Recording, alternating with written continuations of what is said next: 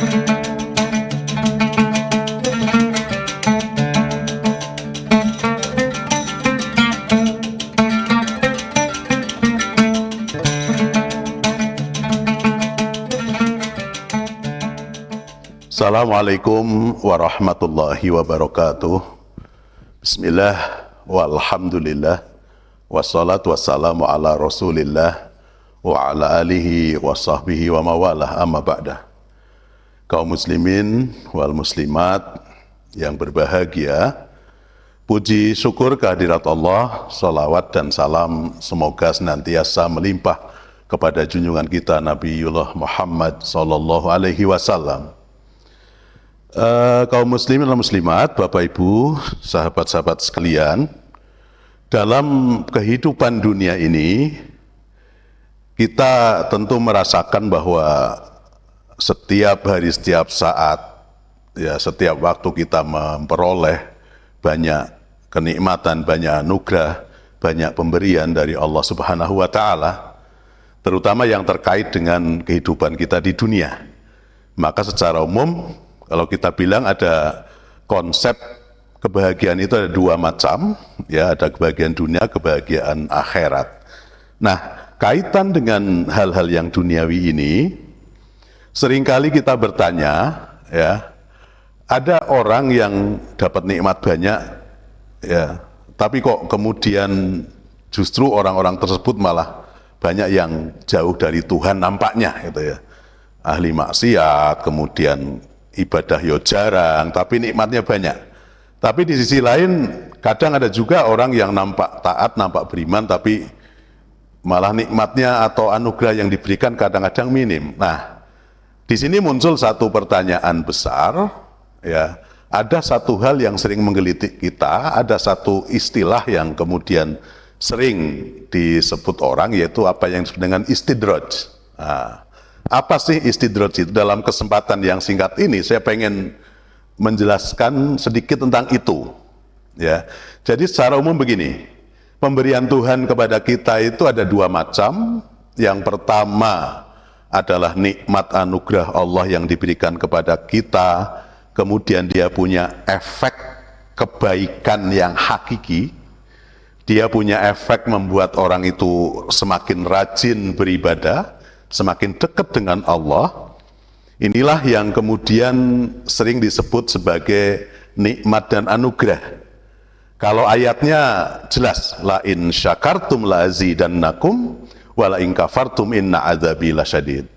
Nah ini, jika kalian pandai bersyukur, maka kami, kata Allah, pasti akan tambah nikmatnya. Sebaliknya kalau kalian kufur, pasti kami akan siksa kami itu sungguh pedih, kata Allah begitu. Ini nikmat yang hakiki, efeknya kebahagiaan yang hakiki, orang rajin beribadah. Di sisi lain, seperti tadi awal saya sampaikan, ada orang-orang yang nampaknya menurut kita itu imannya yo tipis gitu ya, ibadahnya yo enggak banyak-banyak amat, maksiatnya banyak, tapi nikmatnya banyak. Ini yang dicurigai sebagai istidraj. Tapi secara konseptual gini, apa sih istidraj itu?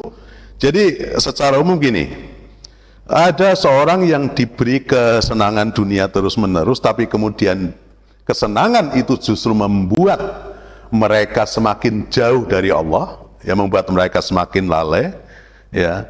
Atau secara umum mungkin ciri-cirinya gini deh, ada orang yang banyak rezeki tapi jauh dari Tuhan. Dia sukses, tapi kesuksesannya membuat dia sombong, kemudian gitu. Kemudian orang merasa nyaman-nyaman aja, baik-baik saja, nyantai aja. Diberi tausiah kebaikan, yo disumpel kupingnya dan seterusnya, kan itu kan. Terus ini mungkin yang dimaksud oleh ayat Al-Quran, lamma nasu ma dzukkiru bih, fatahna alaihim abwaaba kulli syai'in hatta idza farihu bima utu akhadnahum baghtatan fa idzahum mublisun. Istidraj itu di sini. Jadi setelah mereka lupa dengan apa yang diperingatkan kepada mereka, kemudian mereka gembira dengan apa yang diberikan, kami buka pintu kenikmatan. kami berikan semuanya kepada mereka sampai kemudian mereka nyaman dengan itu, kita akan ambil secara tiba-tiba, kita siksa mereka secara tiba-tiba, dan mereka akan terdiam putus asa. Ini istidraj. Maka secara umum begini, ada indikator pembeda antara satu nikmat, satu istidraj. Atau mana? Yang kanan ya. Kanan ini nikmat, ini istidraj. Anugerah, istidraj. Kalau anugerah atau nikmat itu jelas efeknya ke hati adalah membuat orang pandai bersyukur, membuat orang dekat dengan Tuhan. Kalau istidraj, orang semakin jauh, ya nyantai aja, maksiat nyantai, kan begitu. Nah, kemudian dampaknya pada ibadah, kalau itu nikmat, karunia, anugerah, semakin rajin orang beribadah. Tapi kalau istidraj, ya ini tadi, harta banyak malah jadi enggak beribadah.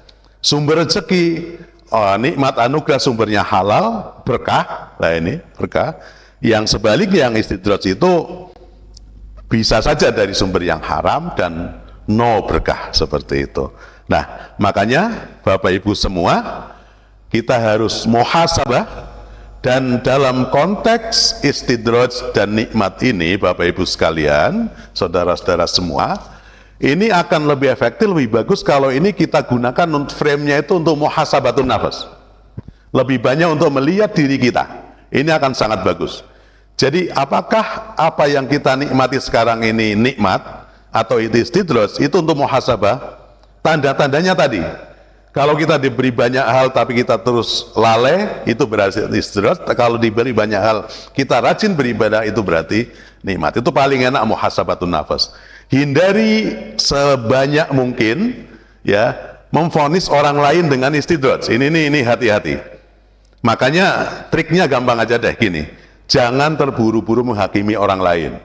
Wiku si Mas Anu misalnya rezekinya banyak, tapi wonge kok ora tau jamaah, wonge kok ora ngaji. Iki berarti istidraj itulah. Orang lain hindari itu.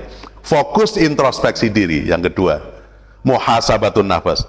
Kemudian yang paling penting kata kuncinya adalah kalau untuk orang lain lebih baik kita mendoakan mereka daripada menghakimi. Jadi doakan teman-teman kita yang nampaknya belum rajin beribadah untuk rajin beribadah, jangan kemudian dikedepankan menghakimi mereka. Bapak Ibu, saudara sekalian, demikian. Jadi muhasabatun nafas untuk kita semua. Semoga kenikmatan yang kita terima dari Allah yang ada sekarang kita nikmati, semuanya masuk kategori yang pertama, yaitu karunia dan nikmat. Na'udzubillah untuk menjadi istidraj. Wallahul muwaffiq ila aqwamit thoriq. Assalamualaikum warahmatullahi wabarakatuh.